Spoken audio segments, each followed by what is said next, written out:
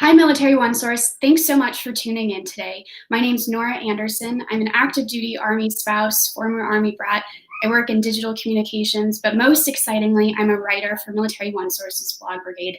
And today I'm here to talk about military family finance tips. I've recently published a blog that will be posted in the comments below on a few tips that help me and my husband set ourselves up for the best financial future we can. I recently heard some of the best saving for retirement advice I'd ever heard, and I'd love to share it with you today. That advice is cars have loans, houses have mortgages, colleges have scholarships, but there is no scholarship for retirement. The best thing you can do is pay yourself. So how do you do that? The first thing is to be smart with your purchases. Just because it's on sale doesn't mean you need it and doesn't mean it's a good deal. Now this one, I personally have a little bit of trouble with, but it's important to remember that all of those $5, $10, $20 small purchases that seem like no big deal at the time, they add up really quickly and they can eventually turn into something that gets out of hand before you even know it. There's really no better time than the first week of January to look at your budget. My husband and I did this week. We sat down and looked at what 2020 had in store for us. We looked at our income, we looked at our bills, we looked at where our money went, what we spent it on, what were good decisions we were making, and what we could have done better. So with all of that in hindsight, literally 2020, let's take a look at 2021 and what we want those financial goals to be. For us, it's let's end 2021 with no student debt, focus on car payments, and really focusing on retirement. A good rule of thumb is 50% of your income should go to bills, 15% should go to retirement, and 5% should be that rainy day savings.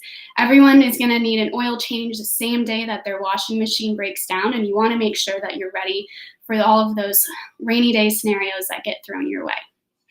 My next piece of advice is to pay off that debt as quickly as you can. At the end of the month, if you look at your budget and you have $5 left, put that $5 towards whatever debt you may have.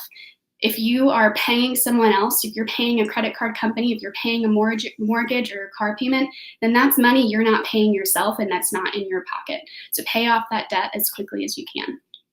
Lastly, I encourage you to find a financial planner, specifically one who has military payroll expertise. That military payroll can be a doozy if you're not familiar with it. So you want to make sure you have someone who's qualified to offer you planning advice, but also knows what that LES looks like and how to run through it with you.